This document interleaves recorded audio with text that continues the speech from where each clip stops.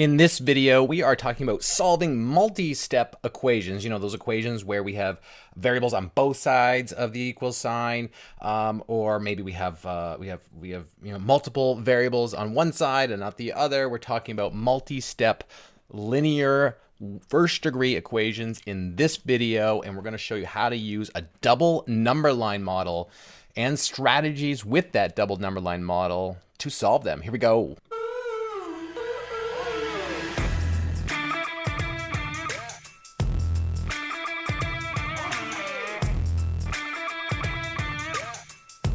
Hey there, Math Mo Makers. John here from Make Math Moments. And like in the intro, we talked about, we're going to kind of walk you through how to use a double number line model to solve multi-step equations. Now, a little bit ago, this is actually a video in our series of how to teach algebra. You should check out the other videos because there is another video where we walk through 3 models to teach two-step equations or solving two-step linear equations. And in that, we use the double number line as like one of our go-to models and the strategies with that model to solve two-step equations. We used also algebra tiles, and we also used bar models to do those. Those were the 3 models. But in follow-up to that video, someone commented on the video on YouTube, hey, how do I do that with multi-step, with variables on both sides? So that's what this video is for. We're going to go through a number of examples to get you comfortable and flexible and fluent using the model and strategies. And then we're going to show you how we would start teaching this strategy, which is through a problem-based lesson. We're going to talk about popcorn pandemonium. So stick around. Let's get into it. Okay, so jumping right in here, we've got a two-step equation. We're just going to kind of go over the ideas of our two-step equation using our our number line or our double number line here. But if you have not yet checked out the previous video, do that. We go through lots of examples and show you the connections among all the models. So one of the big ideas here is if we mark, say, a number line, and we use a number line in my class for many, many different things, like solving equations, like proportions, like working with percent. Solving equations is just one of those ways we look at a double number line. So first, what we're going to do is we're going to mark 0 on our double number line, and in this case, we got a constant term over here as 17. So let's go down here and say, you know what? Let's set a scale here and say, you know what? This value is 17, and therefore the equality, the double number line part is there's an equality here, and on top of this, we're going to say, hey, look, the equality is that this expression 3 times some unknown number minus 4 is equal to 17. Check out our other videos because we show this with proportions and how we set up proportions using a double number line. And hey, we've got an equality here similar to some of the proportion work we have done before. So we're going to use those strategies while working with proportions, doubling, halving, adding repetitively. Using an additive principle or a multiplicative principle. We're going to look at those strategies here, like how can we make zeros. Those are the strategies that we're going to look at here. So one of the ideas that we might want to work with is say, hey, look, what if I didn't subtract this 4 from 3x? Like what would the 3x be? Would it be less than 17 or would it be more than 17? Like 3x and then take away 4 has to be lower than just a 3x. So one principle here is that if I say add 4 to both sides, or add 4 to this top side, then I would get 3x. And that's clear on the number line that this should be less than this because you're subtracting 4 from it. And therefore, if you're saying, hey, that's 4 more than that, then this has to be 4 more than that. And then we get a 21 here. And so we say, look, we've just kind of created this adding 4 to both sides. That's the language you can use, similarly to the way you might do it in a step-by-step format without a double number line. But you can clearly see the relationship between the 17 and the 21 right here with these expressions. So notice now we have 3x is equivalent to 21. But I love this because if you wanted to double 3x all of a sudden, like you get this flexibleness on the number line. So if I said double 3x, like thinking about the distance here, that would be way over here. I'd have a 6x, and then it would be double this. I'd have a 42. Or I could half this, right? And so that would be about here. And if I half this 3x, I get 1.5x's. But if I also half 21, I get half of 21. All right, but I might have said, you know what? Why don't we chop it in thirds instead of halves? So we could divide this by 3 and split into 3 equal sections, and therefore we would have like just 1x if we divided by 3, and then if I would have to cut this one by 3 as well, and that's where I get 7. And then now I have a statement that says x equals 7. And so this movement along the number line by halving, by we thirding we did here. This flexibility is not just a solving a linear equation scenario. This has to deal with when we work with proportions as well. So teaching how to use the strategies on a double number line is really important for many topics in, say, your algebra class, or your pre-algebra class, or your grade 9 class, or your grade 8 classes. So going back up here, the thing of the strategy you had is how can we make a 0 here with -4? We added 4 to make a 0, right? We have 0 constant term up here, and we made this a nice proportional relationship. So that's kind of the idea behind the double number line to solve a two-step equation. Don't forget, you should check out that other video. We do more examples than just this for the two-step equation. Okay, so getting into the question that was posed by one of our viewers, if I mark 0 here, and let's say I'm solving this multi-step equation, pretty straightforward one where we have 2x plus 1 and equals, say, let's say 3x minus 4, and we're solving this. So we're going to set up the same type of proportional statement here along our double number line. So I could say, you know what, I've got 2x plus 1. However, I have two different statements that are equal that have variables in them, right? So I have expressions here that are equal to each other. So I'm going to say create a scale here. Now we're starting to work in more abstract land. So this is not a, say, 0 to a certain amount of scale. So we're going to work with abstract land here and say, look, this let's make this expression 2x plus 1, and we're going to set it equal to a 3x minus 4 right here. And so we're going to work with this fluency. Remember this fluency idea along our double number line here.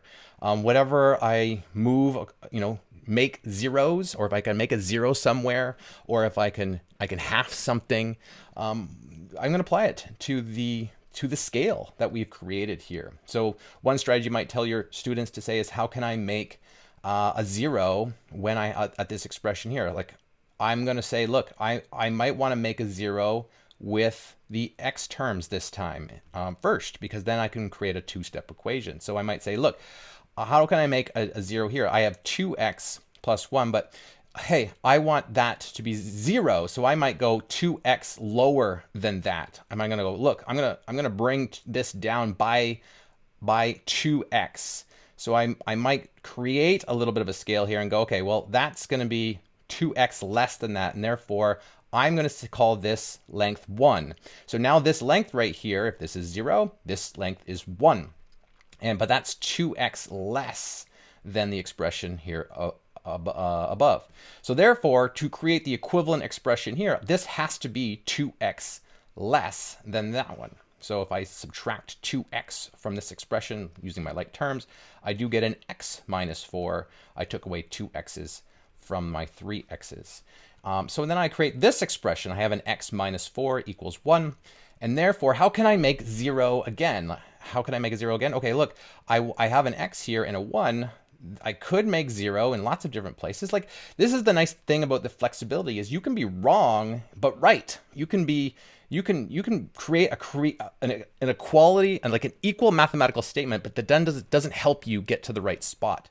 As long as we teach our students to be fluent and flexible in the number line, we can do lots of different things. Like, student might go, you know what, I'm going to take away that 1, and that brings me to 0. Subtract 1. Well, if I subtract 1 from this side, what expression did I create? I'd have to have an x minus 5. And therefore, I have an x minus 5 equal to 0. Like, there's nothing wrong with that statement. That is a correct statement. Did it get me closer to the right answer? Maybe. Maybe there was a more clever move to get me closer. So one other student might say, well, I can make 0 here with this minus 4, which means I could add 4 to this thing right here to make a 0. And therefore, this, just a single value of x, is 4 higher than this. So if that's 1, 4 is way over here. I'm going to kind of jump my scale. There we go. And all of a sudden, let's call this just 1x, because this is going to be plus 4. If this length is 1, then this length has to be 4 more than that. And therefore, that adding 4 to this expression brings me to 1x, and adding 4 to 1 brings me 5. And therefore, I'm a little bit closer. But look at this. Like that student who subtracted 1 along my number line had 0. And look at the statement they have. They have x minus 5 equals 0. And they're saying, hey, look, if I add 5 here, that means I'm going to add 5. It lands me at one value of x. And if I add 5 to 0, I still land at 5. I just got there a little later, maybe. So this flexibility can still exist along my double number line when I'm working with multi-step equations. Just think, how can we make zeros? Those are our strategies. How can I move along my number line by continually adding or subtracting or doubling or halving on the same side of or the top and the bottom of that double number line? There's that proportional relationship has to exist. Okay, so it can also work with multi-step with fractions or with parentheses and brackets. So let me set my number line up here, and let's say I have this equation that I said, you know what, I have 2x plus 2 times in parentheses x plus 3, and that equals 20. Think about how I can solve this on my number line. Think about some flexible strategies we can use when we work with proportions on our number line. Let me put 0 here for a second here. And since we have a constant term of 20 over here, let's say 20 is down here. Let's say it's right here. And I'll say that's 20. And I've got this expression 2 times x plus 3 equals 20. Now, think about how natural now this feels to start to move along my number line. A student might, I used to train my students to get rid of the brackets by distributive, property. I could say that's 2x plus 6 all of a sudden. Like that can still work here, but think about how this nice clever move might look on the number line. Like if I just put a marker right there, what is a student going to say? What are they going to say? That must be 10. And therefore, like, why did I put it there? Because I have 2 of these things. So if I have one of those things, which is only one group of 10 here, one group of 20 here, or one half group of 20, then I have half of this up here. So if I split 20 into 2 groups, I've got 10. And if I split that into 2 groups, then I'm dividing this by 2. Then I just have an x plus 3. There's that, like I just cut this into 2 and I cut that into 2. And there's that, hey, I've got this nice expression here. How can I make a 0? Well, this x, like where is x? It's got to be a little bit less than this by 3 because that's more than x by 3. So I'm going to go down 3 and then I'm going to go down 3 and all of a sudden I've got my x equals 7 right here. Very nice kind of solution along the number line. And I'm going to argue that that comes out a little nicer when you set it up on the number line. You can see the properties for this example. If a student came back here and did our 2x plus 6 first and said, hey, I got 2 of these, that's 2 x's and 2 3's, that's 2x plus 6, they might say I can make a 0 by subtracting 6 here, and therefore now I'm at 2x. And that's 6 down. And if I can go 6 down from this, I'm at 14. And there I'm now at 2x equals 14. And so therefore 1x is half of that, and half of that is 7. So I can see that scaling along the number line as well. It all matches up. And the nice thing is if you have students who do these different strategies, you can show this proportional relationship along the number line. Now, I said I'd give you a lesson here to help bring this idea out, and I want to jump right into it. It's called Popcorn Pandemonium. It's one of my lessons I use for linear relations, for solving equations, working with rates of change and different formats of linear relations, systems of equations. It's a great problem to bring about lots of different ideas among linear relations and their applications. So let me show you a little bit about this particular task, and then I'm going to show you how you can use a double number line to help kind of bring about this type of problem. All right, so here is the task. I set up my students with my problem-based lesson by saying, hey, what do you notice? What do you wonder? Let's get ready to write some things down. This is an on your own type activity for now. Just write down, brainstorm things you notice, things you wonder.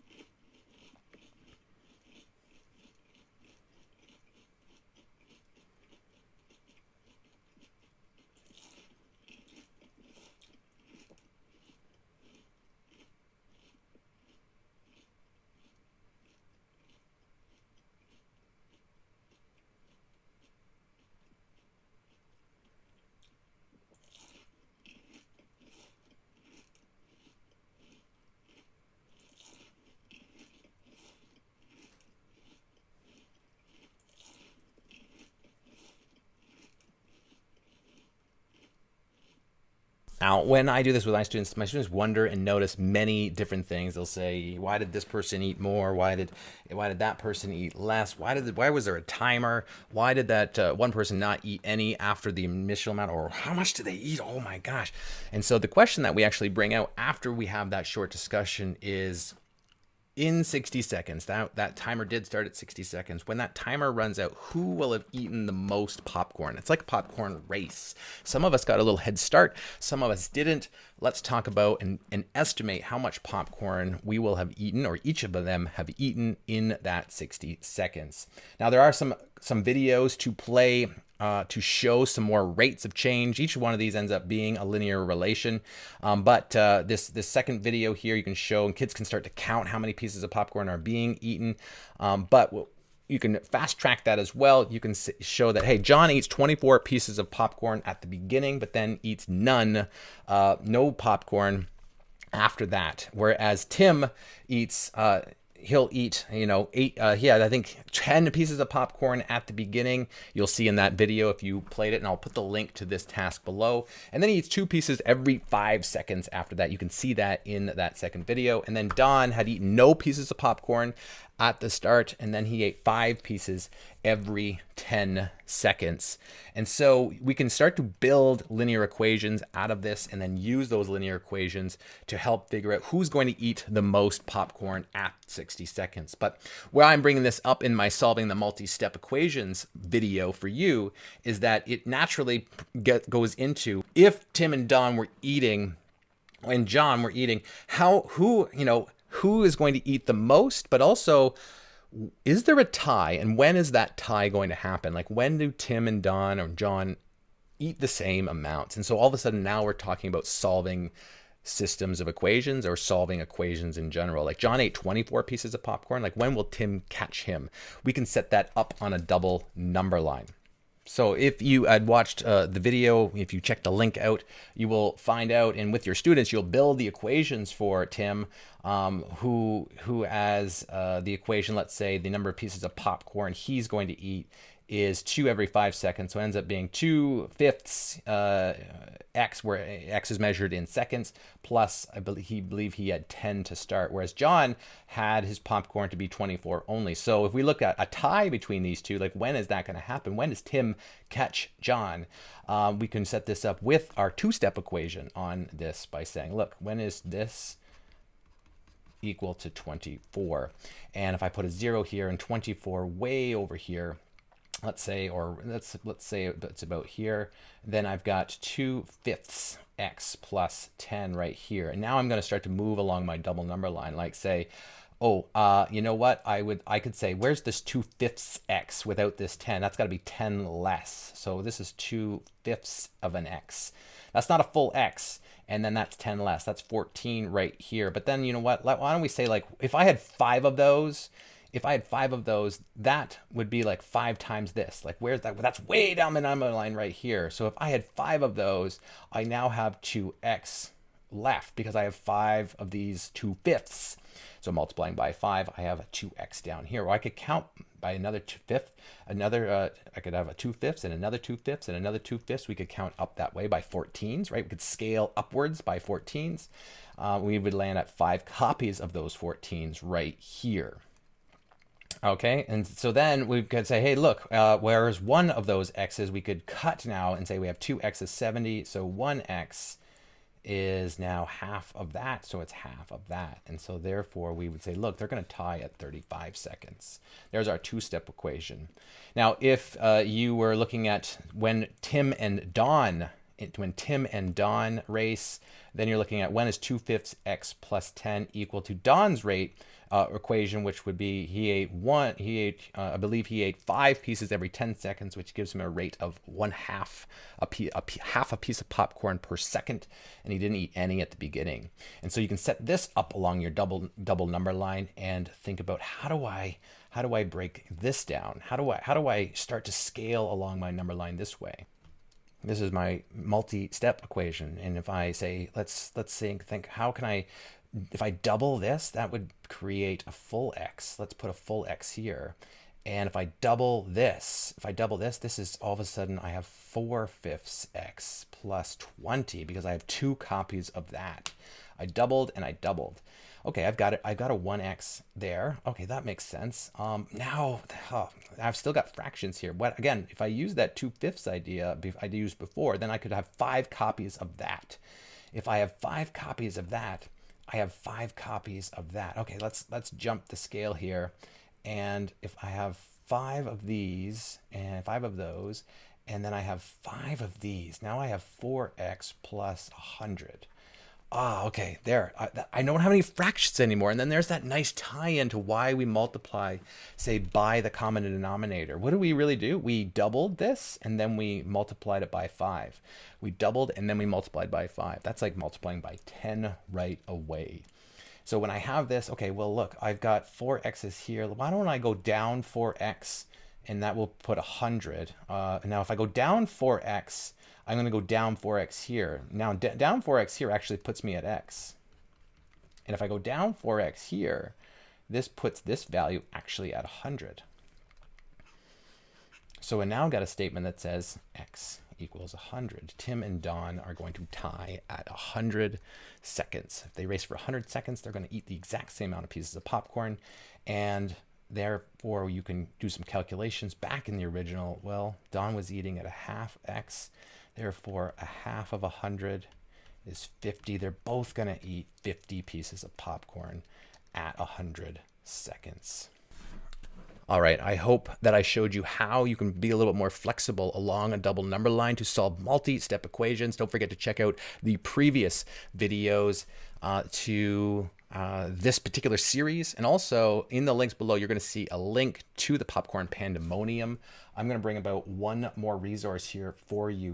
We've got two things to show you for this particular task. One being a lesson template to help you kind of navigate and bring about big ideas from the Popcorn Pandemonium task. And we also have a practice sheet on solving multi-step equations, thinking about the strategies that are going into it. So strategies that have looked for zeros, and then also strategies that look for doubling or halving. So those are some resources you can use for this particular task. Find the links below. Hey, and we're going to see you in our next video. Check it out. We release a video like this every week. Check out when the next one comes, and check out the catalog. We've got lots of videos. We've been doing this for a year or so now. Every week video for you to help you in your math class. See you next time.